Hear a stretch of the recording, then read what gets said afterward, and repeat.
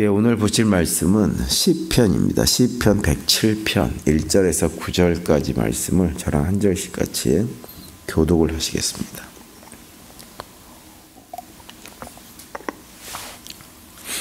여호와께 감사하라. 그는 선하시며 그 인자하심이 영원함이로다. 여호와의 속량을 받은 자들은 이같이 말할지어다. 여호와께서 대적의 손에서 그들을 속량하사 동서남북 각 지방에서부터 모으셨도다. 그들이 광야 사막길에서 방황하며 거주할 성읍을 찾지 못하고 줄이고 목이 말라 그들의 영혼이 그들 안에서 피곤하였도다. 이에 그들이 근심 중에 여호와께 부르시지매 그들의 고통에서 건지시고 또 바른 길로 인도하사 거주할 성읍에 이르게 하셨도다. 여호와의 인자하심과 인생에게 행하신 기적으로 말미암아 그를 찬송할지로다. 9절 다 같이요. 그가 사모하는 영혼에게 만족을 주시며 줄인 영혼에게 좋은 것으로 채워주심이로다. 아멘. 어떤 목사님에게 그 거지 두 사람이 정기적으로 찾아왔다고 합니다. 그런데 한 거지는 올 때마다 뭐 받아가는 돈이 적으니 또 뭐 사람을 괄시한다느니 하면서 늘 투정과 불만을 가지고 이렇게 돈을 받아갔대요. 또 한 거지는 올 때마다 깍듯하게 인사하고 공손하게 두 손으로 돈도 받고 그러면서 늘 입에 감사합니다, 감사합니다, 또 오겠습니다 이렇게 하고 받아갔다고 합니다.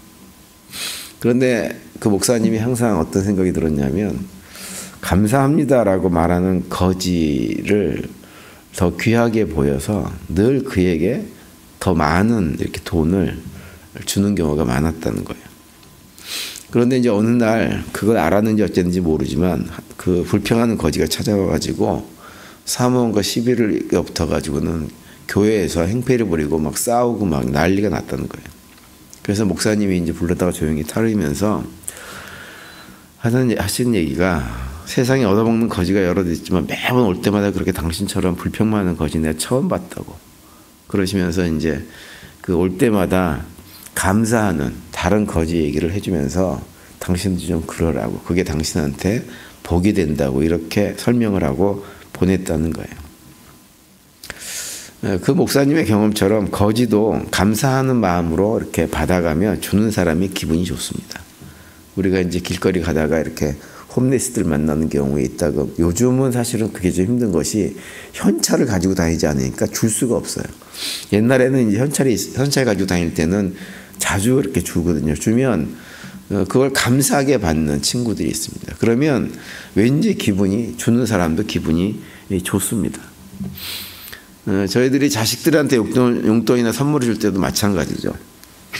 퉁명스럽게 그냥 뭐 감사하는 말도 별로 표시 안 하고 마치 부모가 주는 거 당연히 주는 거다 생각하고 받아가는 자식보다는 뭘 작은 걸 하나 줘도 그걸 너무 기뻐하고 좋아하고 부모한테 감사하고 뭐 볼에다 뽀뽀도 해주고 막 이렇게 받아가는 자식이 있으면 괜히 그런 어떤 마음이 드냐면 얘한테는 나중에 또 줘야지 이런 마음이 사실 드는 것이 사람의 마음이에요. 저는 그것이 우리 신앙생활도 마찬가지고 하나님과의 관계에서도 마찬가지라고 봅니다.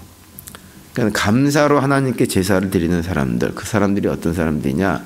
하나님을 기쁘시게 하고 하나님을 진정으로 영화롭게 하는 사람들인 거예요. 그래서 시편 50편 23절에 보시면 이렇게 말씀하죠. 감사로 제사를 드리는 자가 나를 영화롭게 하나니 그 행위를 옳게 하는 자에게 내가 하나님의 구원을 보이리라 이렇게 말씀합니다. 감사로 제사를 드리는 자가 하나님을 영화롭게 하는 거예요. 마지못해서 억지로 하는 것이 아니라 정말 감사함으로. 그럴 때 하나님께서 기뻐하시고 그것 자체로 하나님을 영화롭게 하는 것입니다.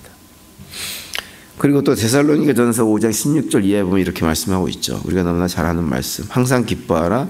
쉬지 말고 기도하라. 범사에 감사하라. 이것이 그리스도 예수 안에서 너희를 향하신 하나님의 뜻이니라. 이렇게 말씀을 해주고 있어요. 항상 기뻐하고 쉬지 말고 기도하고 범사에 감사하라고 하는 거예요. 그렇게 하는 것이 무엇이냐? 하나님께서 우리를 향한 하나님의 뜻이라고 하는 거예요. 하나님께서 원하시는 건 뭐냐? 우리가 범사에 감사하는 삶을 살아가는 거예요. 형편과 여건이 어떠한지 상관하지 않고 어떠한 조건을 주셔도 하나님, 선하신 하나님을 바라보면서 감사하고 사는 거죠. 그 감사와 더불어서 기뻐하며 살기를 원하십니다. 그리고 그 가운데 하나님과 기도 가운데 깊은 영적인 교제를 하며 살아가는 것, 그것이 무엇이냐? 하나님께서 우리에게 바라시는 거라고 하는 거예요. 저도 목회를 하면서 그런 생각을 들 때가 많이 있어요. 성도들 가운데서도 보면 늘 직장 생활이나 사실은 가정 생활이나 삶의 형편이 참 어렵고 힘든데도 불구하고 늘 감사하면서 신앙생활 하시는 분들이 계십니다. 그런데 그런 분들을 보면 목회자인 저 입장에서 굉장히 보기도 좋고 감사하다는 생각이 듭니다. 그런데 그것이 아니라 반대로 아무것도 아닌 일이고 큰 중요한 일도 아닌데 아무것도 아닌 일에 뻑하고 화내고 불평하고 원망하고 어떤 분들은 또 누구를 비난하기도 하고 그래서 늘 입에 부정적인 말들을 이렇게 담고 사시는 분들이 계세요. 근데 참 안타까운 것은 그것을 뭐 얘기해 준다고 고쳐지는 것도 아니기 때문에 그런 분들을 볼 때마다 어떤 생각은 뭐냐면 안타까움입니다. 아이고 저게 자기한테 복이 안 될 텐데 왜 저러시나 라는 생각이 들어서 안타까울 때가 참 많이 있습니다. 근데 우리가 뭐 제가 목회자의 입장에서뿐만 아니라 사실 사람과의 관계에서도 우리가 그렇지 않아요? 주변에 만나는 사람들 가운데 늘 감사하고 기뻐하고 이런 분들은 만나고 싶잖아요. 그죠? 근데 만날 때마다 그냥 누군가를 원망하고 비판하고 자기 삶을 갖다가 부정하고 막 이렇게 하는 분들은 만나고 싶지 않습니다. 더 중요한 건 뭐냐면 내가 만나고 싶다 안 한다가 중요한 것이 아니라 내가 그러한 삶을 살면 어떻게 되느냐? 하나님의 기쁨이 되지 못한다고 하는 거예요. 하나님의 기쁨이 되지 못한다고 하는 말은 다시 얘기하면 제가 지난 주일날 말씀드린 것처럼 하나님께서 우리의 삶에 개입할 여지가 그만큼 떨어진다고 하는 거예요. 그럼 하나님께서 우리 삶에 개입하지 않으면 어떻게 되나요? 우리 삶 속에서 감사할 이유가 점점 사라지는 삶을 살 수밖에 없게 되어집니다. 그래서 우리는 감사하는 삶을 살아야 돼요. 오늘 아침에 읽은 본문이 시편 107편에 보시면 왜 우리가 하나님께 감사해야 되는지 그 이유에 대해서 쭉 설명을 해주고 있습니다. 먼저 오늘 1절에 보시면 이렇게 말씀하고 있죠. 여호와께 감사하라. 그는 선하시며 그 인자하심이 영원함이로다. 이렇게 말씀을 하고 있어요.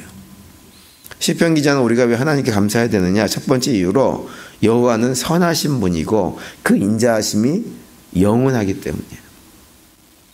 하나님이 선하시다고 하는 것을 믿습니까? 하나님은 선하시고 좋으신 분이세요. 우리가 이걸 믿어야 됩니다. 인류 역사상 폭군이나 독재자들을 만나가지고 그들의 통치를 받았던 아주 불행한 사람들이 있죠. 네로의 통치를 받은 로마 제국의 백성들, 근대에 와서는 히틀러 같은 독재자의 통치를 받았던 독일 민족들, 그리고 우리가 잘 아는 마르코스라고 하는 오랫동안 필리핀을 통치했던 독재자, 그런 백성들은 하나같이 다 불행했어요. 그런데 그런 독재자들이 이 세상을 통치하는 기간 사실은 보면 얼마 되지 않습니다. 10년, 20년, 길어야 30년.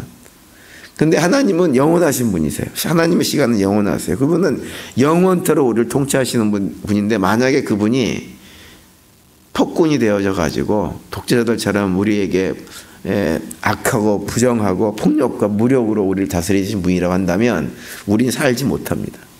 근데 하나님은 어떠한 분이시냐? 그런 분이 아니세요. 하나님은 좋으신 분이세요. 선하신 분이세요. 그 인자하심이 영원하신 분이세요. 그래서 시편 기자는 그것을 알고 하나님의 선하심과 인자하심을 노래하고 있는 것입니다. 그 영원하신 하나님의 속성, 변하지 않은 속성, 그것을 노래하고 있는 것입니다. 따라서 우리 성도님들 삶의 자리가 좀 힘들고 어려워도 그 인자하신 선하신 하나님을 바라보면서 감사하는 삶을 살아갈 수 있게 되기를 간절히 바랍니다. 그리고 두 번째로 오늘 보면 2절과 3절에 보시면 이렇게 말씀하고 있어요. 여호와의 속량을 받은 자들이 이같이 말할지어다. 여호와께서 대적의 손에서 그들을 속량하사 동서남북 각 지방에서부터 모으셨도다. 이렇게 말씀을 합니다. 여기 보시면 시편 기자가 우리가 감사해야 되는 또 다른 두 가지 이유를 또 강조합니다. 첫 번째는 뭐냐면 우리가 구속함을 받았기 때문에 감사해야 된다고 말씀하고 있어요. 속량, 구속. 우리가 과거에 노예 상태로, 죄의 노예 상태로 있었는데 그 죄의 노예 상태로 있던 우리들을 구원해 주셔서 하나님 안에서 참된 자유를 누리게 만들어 주셨기 때문에 우리는 감사해야 된다고 하는 거예요. 이스라엘 백성들 입장에서 시편 기자가 언급하고 있는 속량은 이스라엘 백성들 입장에서 과거 애굽에서 430년 동안 바로의 종살이를 하던 그 삶으로부터 해방시켜 주신 하나님을 언급하는 것이고, 또 한 가지는 70년간 바벨론 포로 생활에서 해방시켜 주셨던 그 하나님을 기억하면서 노래하는 거예요. 우리 모두도 그들과 마찬가지로 죄의 노예로 살아가던 삶으로부터 해방되어져서 이제는 하나님께서 우리에게 주신 참 생명의 자리, 참 자유의 자리로 옮겨진 존재들입니다. 이것이 우리가 이 땅의 삶을 살아가면서 어떤 형편처지에 있든지 상관하지 않고 하나님께 감사하고 삶을 기뻐하고 해야 될 중요한 이유가 되는 거예요. 그래서 시편 기자는 그렇게 우리를 속량해 주신, 구원해 주신 그 하나님을 기억하면서 감사해야 된다, 감사하자라고 찬양하고 있는 것입니다. 그리고 또 한 가지 시편 기자가 감사하는 이유는 뭐냐면 하나님께서 우리들을 모아주셨기 때문이라고 고백을 합니다. 여기서 모아주셨다고 하는 것은 단순하게 사람들을 끌어모았다고 하는 의미가 아니라 한 공동체로, 한 가족으로 회복시켜 주셨다고 하는 의미를 가지고 있어요. 인간은 창세기 3장 이후에 타락을 통해 가지고 모든 관계가 다 깨어졌습니다. 하나님과의 관계도 깨어지고 이웃과의 관계도 깨어지고 모든 관계가 다 깨어졌어요. 그래서 한 공동체가 될 수 없는 존재로 살아왔어요. 그래서 모든 관계들이 다 원수이고 대적해야 될 대상들이고 싸워야 될 대상들이고 내가 살기 위해서 상대방을 죽여야 될 대상으로 인류 역사 속에서 진행되어져 왔습니다. 그것이 인간의 모습이고 본질입니다. 그런데 하나님은 그렇게 찢어졌던 관계를 회복시켜서 이제 한 가족으로, 한 믿음의 공동체로 회복시켜 주셨다고 하는 거예요. 그래서 에베소서 2장 13절과 14절에 보시면 이렇게 말씀하고 있죠. 이제는 전에 멀리 있던 너희가 그리스도 예수 안에서 그리스도의 피로 가까워졌느니라. 그는 우리의 합평이신지라. 둘로 하나를 만드사 원수된 것 곧 중간에 막힌 담을 자기 육체로 허시고라고 말씀을 하고 있어요. 예수 그리스도의 보혈을 통해 가지고 깨어졌던 모든 관계들을 하나님께서 회복시켜 주셨다고 하는 거예요. 그러면서 그 가운데 이웃과의 관계, 자연과의 관계, 깨어진 모든 관계도 회복될 수 있도록 만들어 주셨다고 하는 거죠. 그래서 우리로 하여금 사실은 개인적으로 보면 만나고 싶지 않은 사람들조차도 한 공동체로 묶여서 함께 신앙생활하며 살아갈 수 있도록 우리를 만들어 주신 거예요. 세상 사람들은 절대로 이런 자리에 오지 않습니다. 자기 마음에 들지 않는 한 사람만 있어도 그 공동체에 나가지 않아요. 그런데 우리는 마음에 들지 않는 사람이 있어도 함께 모여서 함께 예배드리고 찬양하고 경배하는 믿음의 삶을 한 공동체로 살아갈 수 있도록 인도하신 것. 그가 무엇 때문이냐? 내 인격이 훌륭해서가 아니라 우리 안에 살아계신 성령 하나님께서 우리로 하여금 그러한 삶을 살도록 인도해 주셨기 때문에 그것이 가능한 거예요. 그걸 통해서 하나하나 깨어진 관계대로 회복되어지고 그 깨어진 관계의 회복을 통해 가지고 우리 삶이 더욱더 복되게 만드시는 하나님의 은혜의 손길인 것입니다. 오늘 하루 지내시면서 하나님께서 우리에게 베풀으신 그 놀라운 은혜들을 기억하시는 가운데 우리의 삶의 형편과 여건이 어떠하든지 범사에 감사하는 하루의 삶을 살아낼 수 있게 되기를 간절히 바랍니다. 비록 삶의 자리가 좀 힘들고 불평이 나올 수밖에 없는 환경이라고 해도 그 환경을 뛰어넘어서 감사함을 또 하나님께 올려드리고 그걸 통해서 하나님께 온전한 기쁨이 되어지는 복된 삶을 살아가는 우리 모두가 되시기를 간절히 바랍니다. 오늘도 그런 고백 가운데 믿음으로 승리하시고 그 가운데 주님께 주시는 평강이 넘치는 복된 하루가 되시기를 간절히 축원드립니다.